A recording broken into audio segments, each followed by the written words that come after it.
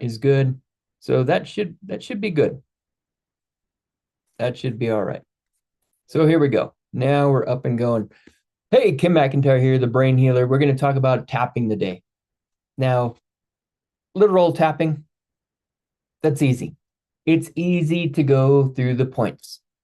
And when you go through the points, you may very well feel some relaxation. And that's great.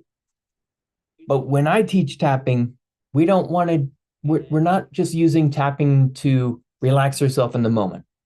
I'm not saying I don't do that because sometimes I need to relax in the moment. I use tapping to get to the deep root cause, the deep source of the imbalance that is happening.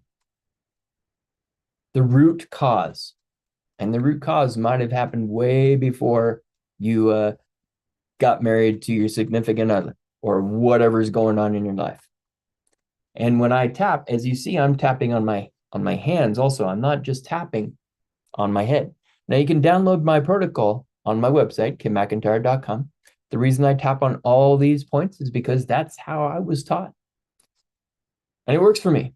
It doesn't mean the other places, tapping solution, it doesn't mean their work isn't working. Obviously it is because they're doing a great job helping a lot of people. This is just the way I do it. Now, sometimes if I'm reading a book, I will open a book, and of course it goes to the same one I read earlier. You just couldn't hear it because I was muted. It goes to energy drainers. Now, I'm holding the book with my hand, so I can't tap on my other hand right now. It's okay because I'm setting the intention to tap, to clear all the meridians in my body. Meridians related to the organs, clearing the blockages in the meridians so the energy can flow up and down and all around effortlessly, the way that it was meant to do so. Now, this came up today during a class. This class is for teaching you how to heal yourself. It's a 5-day intensive in Minnesota. You can sign up for it now. I highly recommend it because we're doing prep work before the class so you can be prepared for the class. So you don't come in wondering what the heck is going on, right? So let's go share my picture here. And when you download the tapping protocol, you're going to get 3 pages of emotions. Now, some of the emotions you'll see will be duplicated. Don't worry about that. What I want you to do is I want you to, instead of consciously thinking, what do I need to release? Because consciously, we really don't know. We think we know, okay, I'm going to release anger today. You're tapping forever and nothing's changing. Well, what if it's not anger? I'm not saying that you don't feel angry, but what if anger is really one of the only emotions that you can express? Now, when you've had head injuries, anger is definitely going to be a part of it. Hate and rage are definitely going to be a part of it. But how do you express depression? If you are hiding the depression, it may very well be expressed as anger, hate, rage. Now I know we can express anger, but some of us learn how to hide the anger or the depression. So, for instance, we've got depressed or depression right there. And we've got depression. See, it's here. I believe it's here. I don't memorize these things because that's not our goal here. There we go. Depression is right here. We've got depression there. Now, don't pay attention to how low it is, okay? Because that might not be relative. Don't pay attention to the colors because, again, that might not be relative. Just acknowledge what emotion is coming up for you. And today we're going to talk full on depression. And go and start tapping with me. Now, I want you to ask yourself, when was the first time that you felt depressed in any way, shape, and form? You might have got a bad grade at school. You might have lost your favorite toy and felt really down. You might have been depressed your entire life because it's possible that your mom was depressed. And it's possible that your mom was depressed while you were growing in her belly. And so you learned your body, your endocrine system learned how to produce those hormones. So every cell of your body has these hormones that are wired, or receptors that are wired to receive these depressive hormones. Now, the crazy thing about that is if there's a lot of receptors on your cells, if at any moment you begin feeling happy, guess what? Your limbic system's going to go, no, no, no, no, no, no. We're not supposed to be happy. We're supposed to be depressed. We've got all these receptors. We've got to fill up these receptors with these hormones of depression. So I got to start making depression hormones again. We got to take away the happy hormones. We got to take away the serotonin. We got to take away the dopamine. Although dopamine might be actually produced when you feel depressed again, because that's the way the nervous system, that's the way your limbic system is wired for. So you actually feel good being depressed because that's what you know.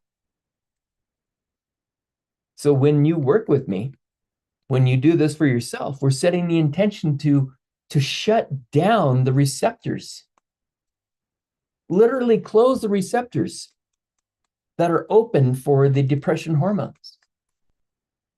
I hope that resonates with you.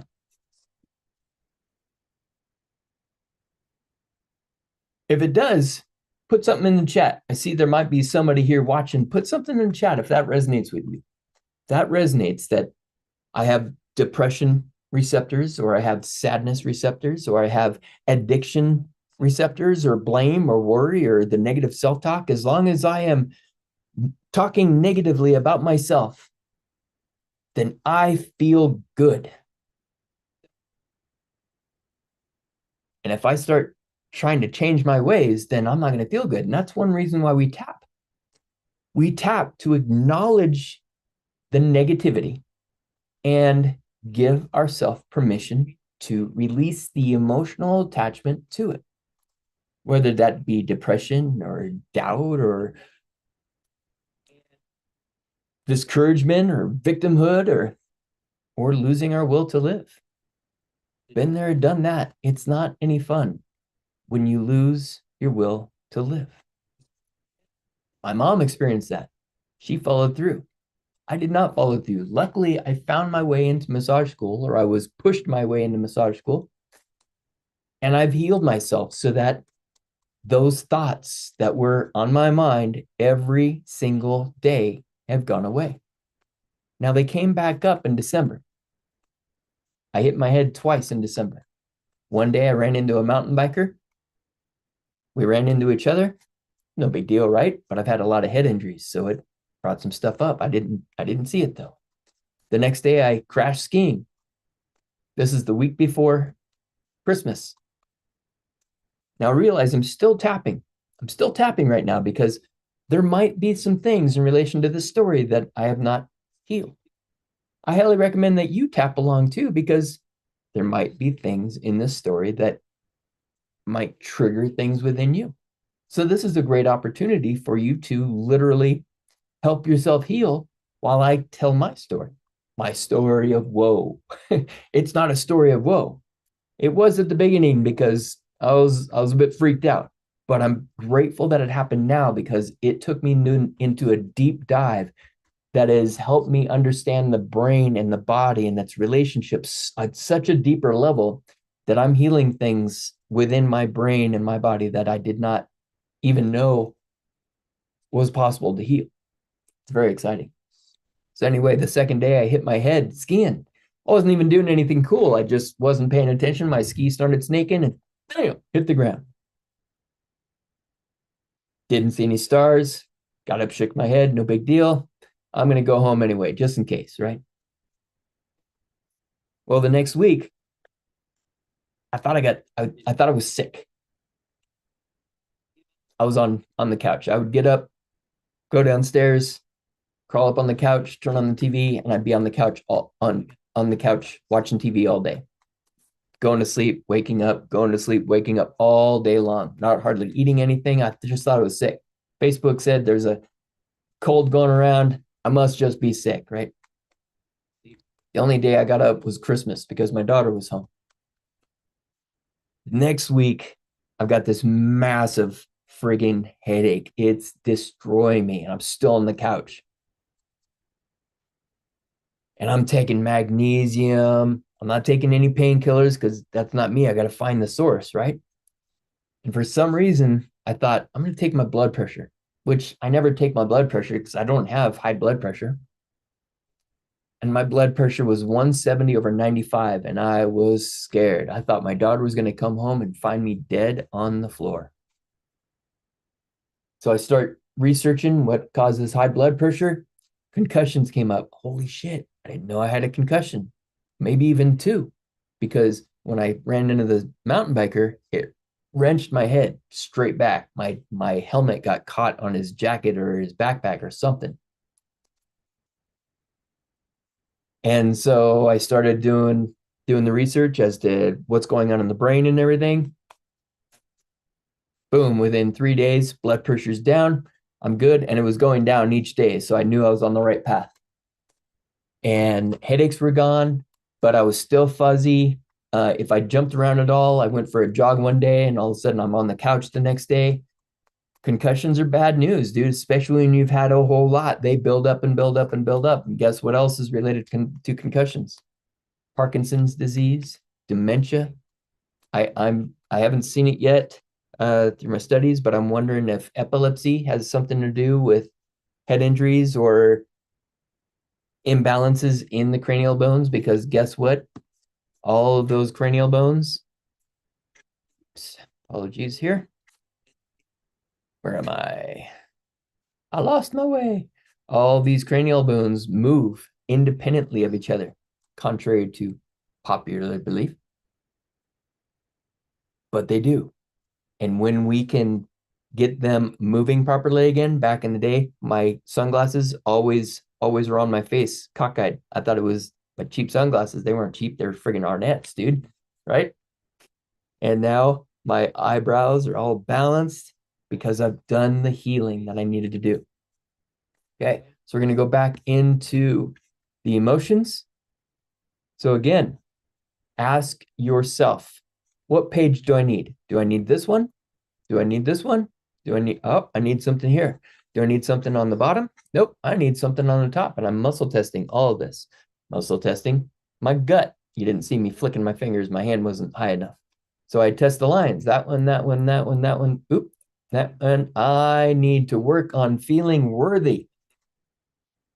So I'm going to go over here to trusty Google, and I'm going to define worthy. Define worthy. And worthy is having or showing the qualities or abilities that merit recognition in a specified way. A person notable or important in a particular sphere. And I want to be worthy, not only in this work, but in my entire life. I want to feel worthy, and I feel a whole lot more worthy nowadays than I did before. But sometimes I get my down days, and that might make me question my worth. And am I supposed to be doing this work? Hell yeah, I'm supposed to be doing this work. I'm really freaking good at doing this work and helping people heal at lightning speed. So I do feel worthy. And notice I've been tapping this entire time because it helps me clear my stuff. I hope it helps you clear your stuff. And I hope it helps you understand better the emotions. Now, do you just have to tap on the emotions? No. You can go over here, and I love this picture from Tom Myers' Anatomy Trains. This is my definition of core, or Tom Myers' definition of core. And I've seen cadavers dissected in these patterns, and it makes total sense because one muscle is never, there's not ever just one muscle working. Now, in relation to the internal support structure, we want all of these muscles doing their job 24 hours a day, supporting us, including these jaw muscles up here, your masseters, your temporalis. Now, I'm not saying you walk around all day with your jaw clenched. Okay. I don't want you doing this, but I also don't want your jaw hanging open, breathing through your mouth all day. If you see somebody like that, or you're doing that, that means you're neurologically out of balance. You might be in fight or flight. Your brain's not feeling like it's getting enough oxygen through your nose. So I'm breathing here, which imbalances the oxygen and carbon dioxide in the brain and the body, creating even more chaos. So if you have a tendency to breathe through your mouth, shut your mouth, visualize that picture that we had earlier, start tapping, breathing slowly and silently through your nose. If at first you have to open your mouth to catch your breath, that's okay. And then go back to breathing in and out of your nose. And I will 99% guarantee that in 5-10 minutes, you feel a sense of and a sense of relaxation come over your body. And even though you're slouching in your chair, you feel supported. And maybe I'm not even slouched in my chair. Maybe I'm just relaxed in my chair. I'm relaxed in my chair because I am supported by my internal support structure. Because I've relaxed my brain, my limbic system. I've taken myself literally out of fight or flight. And it can literally be that easy, but you have to do this work every day because if you've been in fight or flight, maybe for your entire life, one time ain't gonna do it, bro. Multiple times a day, with precision, with intention. And you might want to look for a mentor to help you genuinely heal all the bullcrap that you've been going through and teach you how to do it for yourself so that you don't have to rely upon others to relax you. You don't have to go get a massage to feel relaxed. Because what if that massage isn't genuinely relaxing you? What if that massage is disconnecting you so that you don't feel the crap? And then once you get reconnected to your body, you feel all the crap again. And that's why massage doesn't work. Now, not all massage is created the same. I'm not saying that my work is what you need right now, but it may very well be an integral part of the healing that you're looking for. So I hope that helps you today. Whether you watched or not, whether you watch in the future, this is going to benefit everybody if you allow it to. And that's the kicker. Thank you so much. Have a